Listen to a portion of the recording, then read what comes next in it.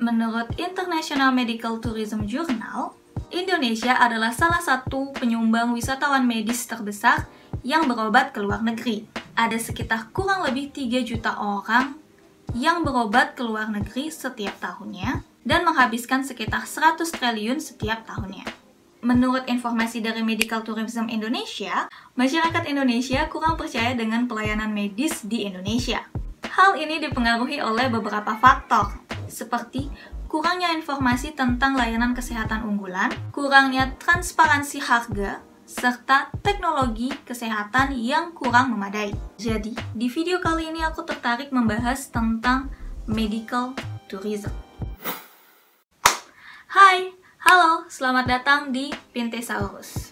Video sebelumnya aku sempat membahas perbedaan antara health tourism, medical tourism, dan juga wellness tourism. Dan di video kali ini, aku akan menjelaskan secara lebih detail tentang medical tourism, seperti apa manfaatnya, resikonya, dan juga adanya sisi negatif dari medical tourism.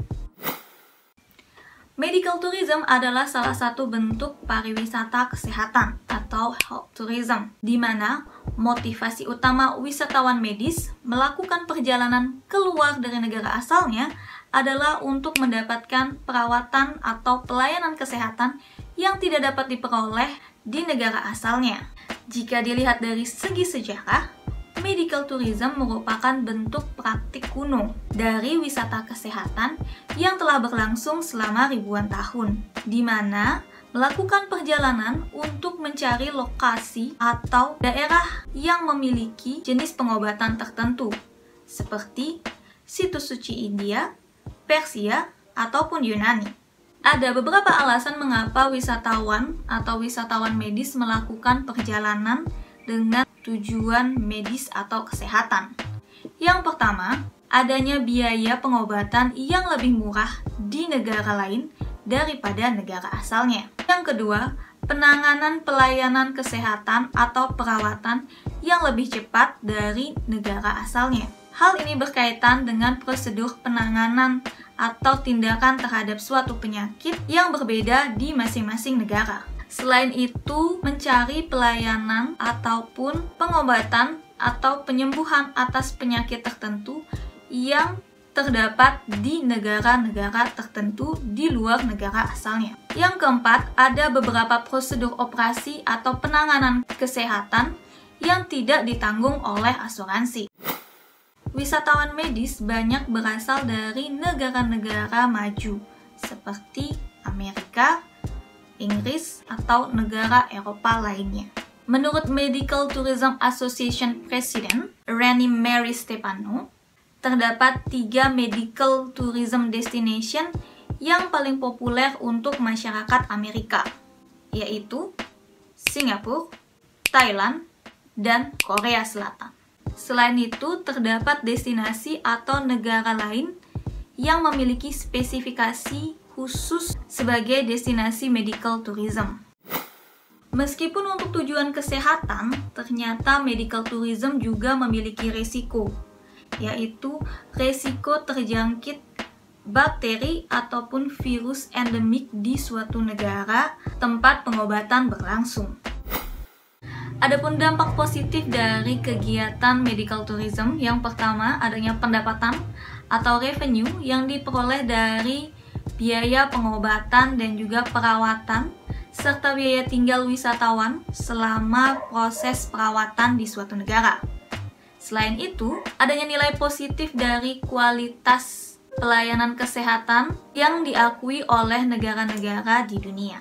Ini menunjukkan kualitas kesehatan atau pelayanan kesehatan memiliki kualitas yang baik atau populer untuk medical tourism.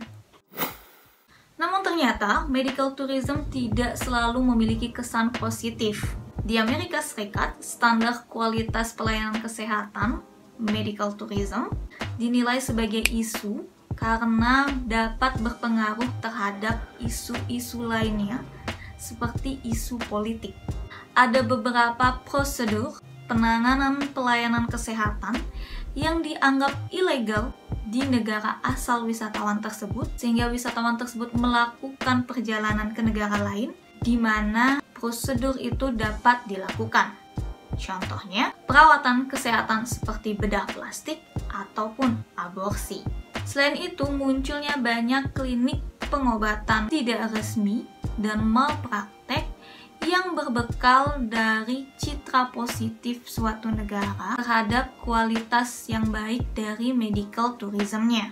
Jadi, kalian yang mau mencoba melakukan medical tourism harus mencari informasi secara jelas dan detail, nama medical center atau rumah sakit yang kalian tuju untuk melakukan perawatan, serta bagaimana kualifikasi rumah sakit ataupun medical center tersebut dalam pelayanan kesehatannya. Fakta lainnya, hampir 63% dari semua kematian di seluruh dunia berasal dari penyakit tidak menular yang membutuhkan pembedahan, seperti penyakit kardiovaskular, kanker, penyakit pernapasan kronis, ataupun diabetes. Kemudian, situasi ini mengubah pola-pola struktur yang bertentangan dengan struktur hukum atau layanan kesehatan, di mana beberapa dari mereka yang mengidap penyakit ini membutuhkan organ pengganti, sehingga masih menjadi kontroversi dan bisa menjadi salah satu dampak negatif